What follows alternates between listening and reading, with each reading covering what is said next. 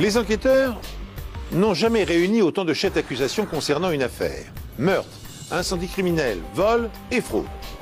Heureusement, indices et preuves matérielles s'accumulent sur le même rythme et permettent de résoudre l'énigme. Quand le coupable est démasqué, ses actes défient l'entendement.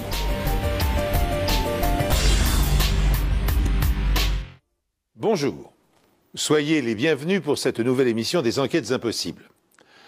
Les deux affaires que je vous invite à suivre maintenant portent à son paroxysme le cynisme dont font preuve certains criminels pour obtenir à tout prix ce qu'ils désirent.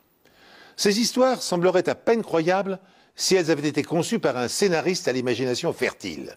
Étant authentiques, s'étant déroulées il y a quelques années dans notre société dite civilisée, elles nous plongent dans les tréfonds les plus obscurs de l'âme humaine.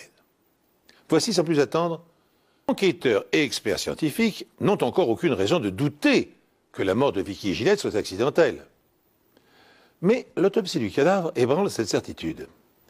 Les analyses toxicologiques révèlent en effet la présence d'environ 16 comprimés de somnifères dans son organisme. Cette dose massive de sédatifs peut être interprétée de deux manières. Soit Ron a menti aux policiers en prétendant que sa femme n'avait absorbé que 4 cachets. Soit Vicky a tenté de mettre fin à ses jours. Dans la seconde hypothèse, le médecin légiste estime néanmoins que la puissance des médicaments n'était pas suffisante pour entraîner la mort. Mis en alerte, les policiers fouillent scrupuleusement l'appartement des Gillette. Ils découvrent 2 éléments étranges. Un réveil, dont l'alarme est réglée sur 15 heures. Il est posé sur la table de chevet, dans la chambre où gisait la victime. Si Vicky avait fait une tentative de suicide, pourquoi aurait-elle voulu être réveillée au milieu de l'après-midi? Autre indice troublant, le sac en plastique retrouvé près du corps et qui aurait pu provoquer l'asphyxie contient certes du linge, mais du linge qui, logiquement, ne devrait pas s'y trouver. Dans cette affaire, nous l'avons vu, l'attitude de Ron Gillette est pour le moins stupéfiante. Car il ne s'y serait pas pris autrement s'il avait voulu se désigner coupable du meurtre de Vicky. Les enquêteurs n'ignorent plus en effet que le suspect entretenait une liaison extra-conjugale depuis 1 an avec une séduisante jeune femme.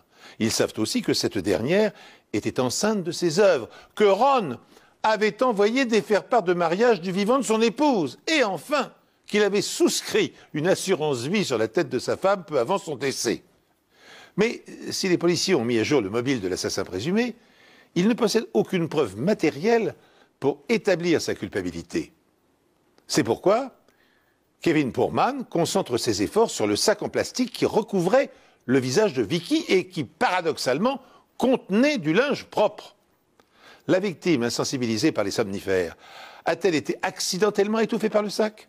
Ou Ron l'a-t-il asphyxiée en exerçant une forte pression sur son visage? Pour choisir entre ces deux hypothèses, l'expert recherche des traces de produits cosmétiques sur la surface du sac. Et pour ce faire, il le place dans un caisson étanche dans lequel il vaporise de la colle forte, la superglue ayant la propriété d'adhérer à toute substance graisseuse. Et bien contre toute attente, le résultat de l'expérience est négatif. Et puis Ron Gillette épouse Sue Yen 11 jours seulement après avoir assassiné de sang-froid sa première femme. Et il finance ses frais de mariage en utilisant sa prime de l'assurance vie, souscrite quelques semaines plus tôt.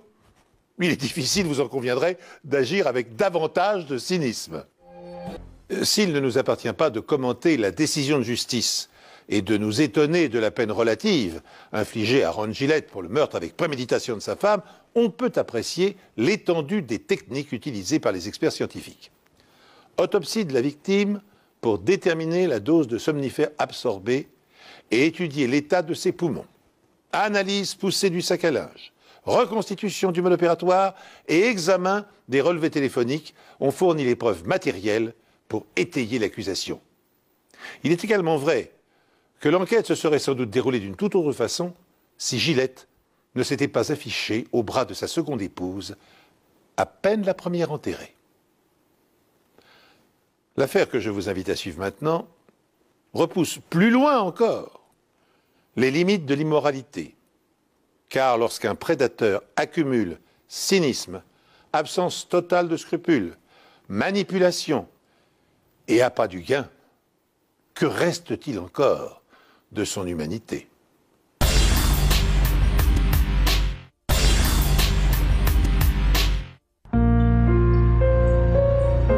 La criminalité est plutôt faible à Newman Lake, petite ville de Spokane, dans l'État de Washington. C'est pour cette raison que Bob Wood s'y installe après son divorce. Ce qui m'a plu chez Bob, c'est qu'il semblait très attentionné avec ses enfants. C'était un père célibataire. À l'époque, j'étais mère célibataire. Ça nous faisait pas mal de choses en commun. Bob a la garde de ses 2 enfants, Teresa, 16 ans, et Christopher, 11 ans. Pour la famille Wood, le matin du 9 février 1999 commence presque comme les autres. Teresa part pour l'école vers 8 heures, Bob Wood part travailler peu de temps après, et Christopher est le dernier à quitter la maison. Vers 8h30, des voisins voient de la fumée sortir par les fenêtres et appellent les pompiers. Le proviseur de l'école est venu à la maison et il nous a annoncé que Chris ne s'était pas présenté à l'école et qu'il pouvait se trouver dans l'incendie. Les pompiers fouillent la maison, essayant désespérément de le retrouver. Parfois, les enfants se cachent dans un bâtiment après avoir mis le feu. On ne savait pas s'il avait fait ça, s'il était allé se cacher ailleurs dans la maison, dans un endroit envahi par la fumée. Je me suis plus ou moins dit que Christopher avait mis le feu accidentellement, parce que quelques semaines plus tôt, Bob m'avait appelé et il m'avait dit que Christopher lui posait des problèmes avec les allumettes. Christopher avait envie de mettre le feu. Mais les pompiers ne le retrouvent pas. Bob Wood apprend qu'il y a le feu alors qu'il est en route pour son travail. Quand il revient chez lui, le centre de la maison est entièrement détruit.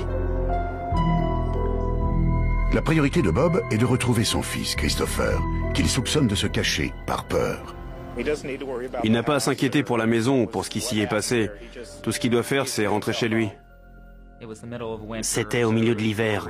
Par conséquent, tout le monde avait peur que Christopher se cache dans les bois et meure de froid. Le climat est rude à Spokane.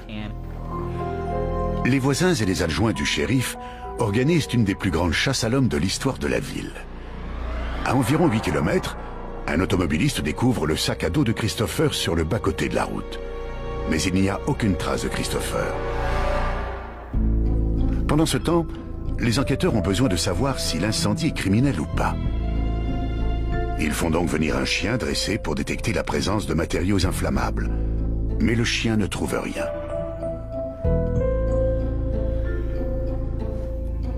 Les enquêteurs découvrent cependant que le feu est parti du salon. Il y avait un motif en V qui partait du canapé contre un mur, et il y avait une ligne très distincte, ou une démarcation, le long du mur qui partait en direction du bout du canapé. Sachant la fascination que les allumettes exerçaient sur Christopher, les enquêteurs en déduisent qu'il peut être l'auteur de l'incendie. En effet, quand un feu se déclenche sur le canapé d'un salon, il est rare qu'il soit accidentel. En attendant de pouvoir en établir la preuve, ils focalisent leurs efforts sur la recherche du garçon.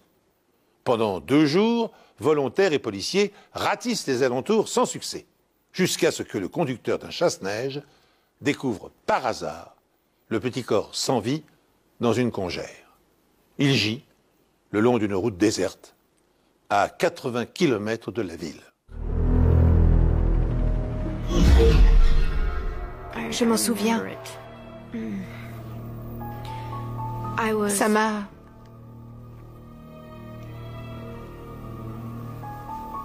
brisé le cœur. Il y a des traces de ligature autour du cou de Christopher, ce qui prouve qu'il a été étranglé. Il nous a semblé que Christopher n'avait pas été assassiné sur place car la neige était quasiment vierge. Il n'y avait que quelques traces montrant que quelqu'un s'était arrêté là et avait déposé le corps sur le bord de la route.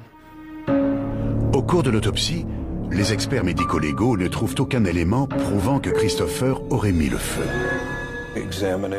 L'examen des mains de Chris n'a révélé aucune trace de suie ou de produit inflammable. Il n'y avait pas de suie dans les poumons, pas de dioxyde de carbone dans le sang.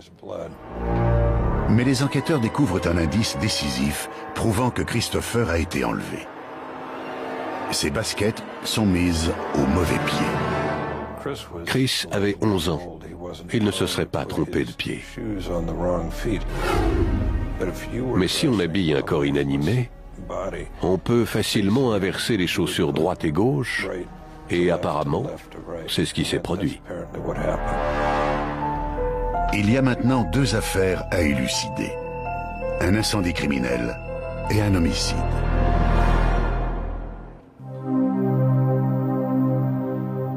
L'école primaire d'East Farms a posé une plaque commémorative pour Christopher. Ils nous ont tous invités, c'était très émouvant. Et ils m'ont donné cet album qu'ils avaient constitué. Les camarades et les professeurs de Christopher rassemblent quelques-unes de leurs histoires préférées et des souvenirs de Christopher. La famille apprécie énormément ce geste. Certains poèmes, surtout un en particulier, me font pleurer à chaque fois que je les lis. Les enquêteurs se jurent de trouver le ou les responsables de l'homicide et de l'incendie criminel. Je crois que le sentiment sous-jacent dans le voisinage, c'est que c'était un prédateur qui avait enlevé Chris Wood. C'est ce qui faisait le plus peur aux gens. On a une base de données pour les délinquants sexuels répertoriés. En étudiant ces données, on a vu que certaines de ces personnes se trouvaient dans la région. Étant donné que l'autopsie ne révèle aucune trace d'abus sexuel sur Christopher, il semble improbable que le crime ait eu une motivation sexuelle. Les enquêteurs demandent à Bob Wood et à sa fille leur emploi du temps pour le matin où l'incendie a eu lieu. Teresa affirme être partie pour l'école à 8 h. Bob déclare être parti travailler vers 8 h 20. Christopher prend alors son petit déjeuner. Il ne part jamais pour l'école avant 8 h 30. Aucun voisin ne se rappelle avoir vu Christopher ce matin-là. Les enquêteurs commencent à remettre en question l'emploi du temps de Bob Wood pour le matin de l'incendie. Ils se souviennent qu'il a mis longtemps pour arriver chez lui après avoir appris qu'il y avait le feu.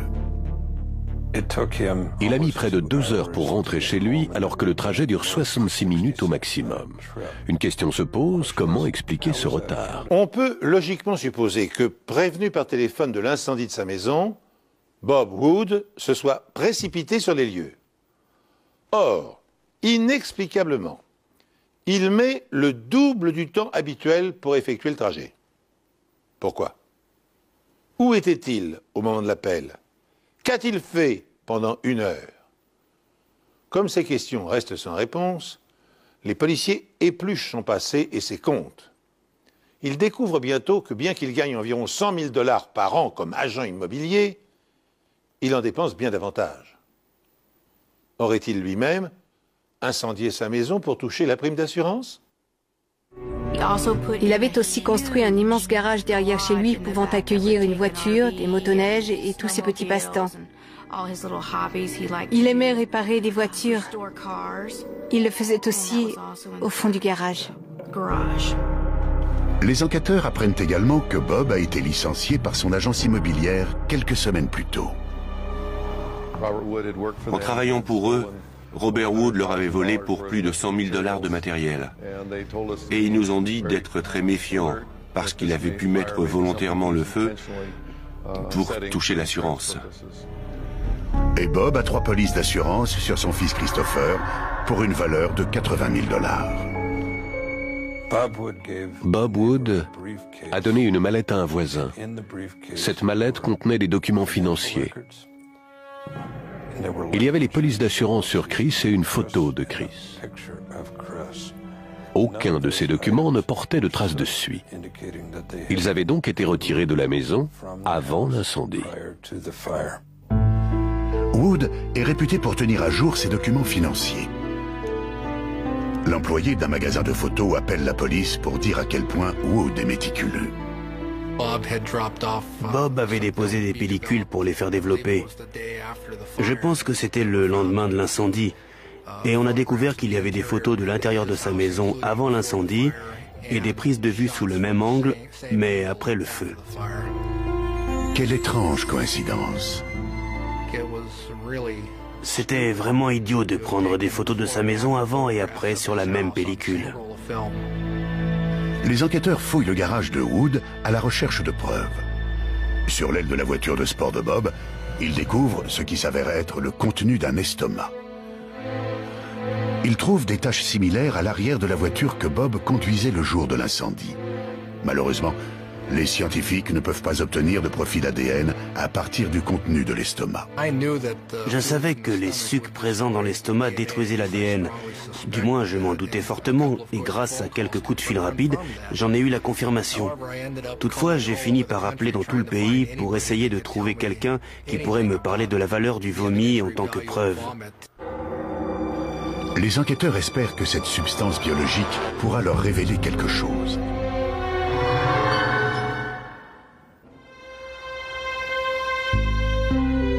Les enquêteurs se disent que le contenu d'estomac trouvé à l'arrière de la voiture de Bob Wood et sur l'aile de sa voiture de sport pourrait leur apprendre ce qui est arrivé à Christopher Wood. Les échantillons sont donc envoyés au laboratoire médico-légal. L'inspecteur Bill Schneck examine la substance avec un microscope à lumière polarisée. J'ai trouvé de très petits fragments végétatifs, des particules d'avoine, de son, de farine et de l'amidon. Au vu de ces données, Schneck se dit qu'il s'agit d'amidon de blé et de maïs. Pour en avoir la certitude, Schneck analyse les échantillons avec une solution d'iode de potassium. Et lorsqu'on met une goutte de cette solution sur les résidus de vomi, l'amidon prend une coloration violette ou bleu-violet. Le test est positif. Schneck sait que l'avoine, le son et l'amidon de blé sont des ingrédients courants dans les céréales pour petit déjeuner. Il découvre la même substance biologique sur la chemise que Christopher portait le jour de l'incendie. Schneck découvre une boîte de céréales sucrées dans la cuisine des Wood. Selon la sœur de Christopher, c'est ce que l'enfant aurait mangé le matin où il a été assassiné. Après l'examen des taches de vomi sur la chemise et les deux voitures, j'en ai déduit qu'elles venaient toutes de la même source, et très probablement de ces céréales pour petit déjeuner. Les enquêteurs développent une théorie sur la façon dont le corps de Christopher a été transporté. Christopher a été tué dans la matinée, et la voiture de Bob Wood avait un plateau découvert à l'arrière. On savait donc qu'il avait dû cacher le corps d'une façon ou d'une autre. On a commencé à chercher les poubelles qu'il avait chez lui, mais il n'y en avait qu'une. Selon les voisins, il en sortait en général 2 sur le trottoir. Où est donc la poubelle manquante? On a parlé à la fille de Bob, et on a découvert que le lendemain de l'incendie, il avait fait laver sa voiture, y compris le plateau à l'arrière. Près de la station-service, les enquêteurs découvrent une poubelle abandonnée sur place. C'est le même modèle qui a disparu de chez Bob. Mais les enquêteurs doivent en avoir le cœur net. Schneck remarque des traces de peinture sur les 2 poubelles. J'ai examiné la peinture qui se trouvait sur la poubelle, et j'ai découvert qu'elle contenait du dioxyde de titane. C'était un des principaux ingrédients inorganiques. J'ai comparé avec la peinture trouvée sur la poubelle dans la maison de Robert Wood. J'y ai trouvé des particules de peinture dont la composition était la même. Schneck se sert ensuite d'un microscope électronique pour analyser le contenu de la poubelle. Il découvre des traces de vomi concordantes avec le contenu de l'estomac de Christopher, ainsi que des particules brillantes et métalliques. Ces particules sont les paillettes qui se trouvaient sur le sac à dos de Christopher. Après avoir examiné le contenu et toutes les traces de résidus sur les vêtements de Chris et son sac à dos, j'en ai conclu que Chris Wood s'était trouvé dans la poubelle à un moment donné. Même avec cette information, les enquêteurs ont besoin de preuves supplémentaires pour relier Bob Wood au meurtre de son fils. Ils vérifient les appels passés et reçus depuis son portable et découvrent que Wood se trouvait près du corps de Christopher à 80 km de chez lui lorsqu'on lui a signalé l'incendie.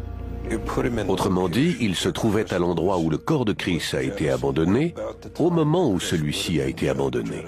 Si Bob Wood se trouvait non loin du cadavre de Christopher, à 80 km de chez lui, l'inconcevable devient possible. Wood pourrait être le meurtrier de son propre fils.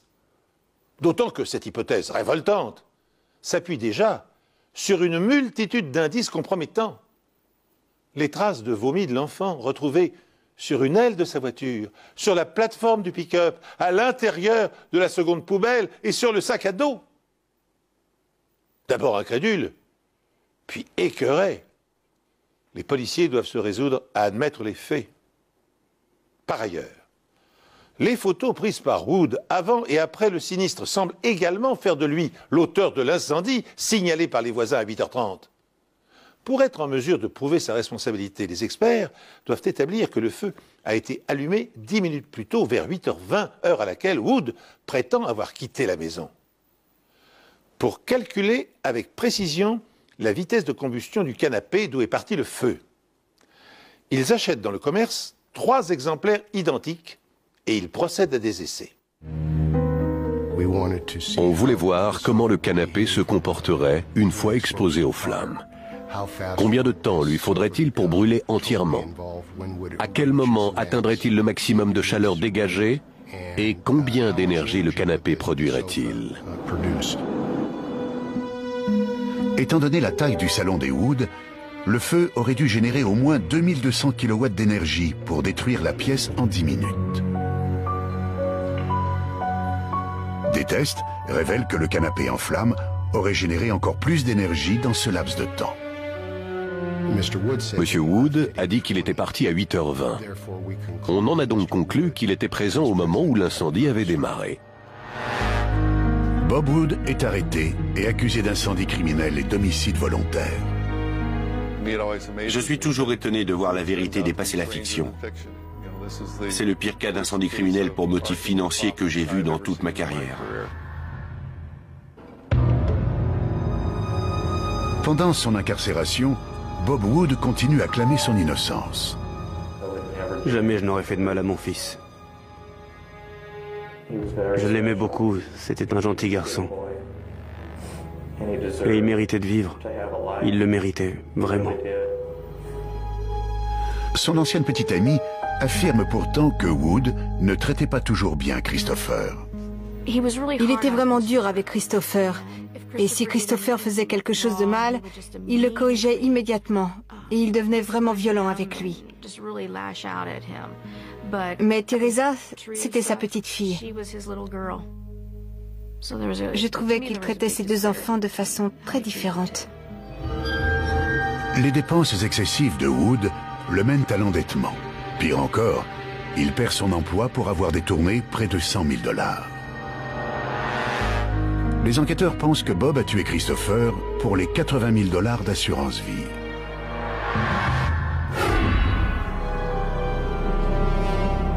Par un froid matin de février, Wood attend que Teresa parte pour l'école. Puis il tue son fils. À ce moment-là, Christopher vomit, laissant ainsi une preuve qui accusera son père par la suite. Bob finit d'habiller Christopher, mais il inverse ses chaussures en les lui mettant. Tandis qu'il transporte le corps de Christopher jusqu'à sa voiture, Bob frôle sa voiture de sport et laisse par inadvertance des traces du contenu de l'estomac de son fils sur l'aile. Il met le corps de son fils dans la poubelle sur le plateau arrière de sa voiture.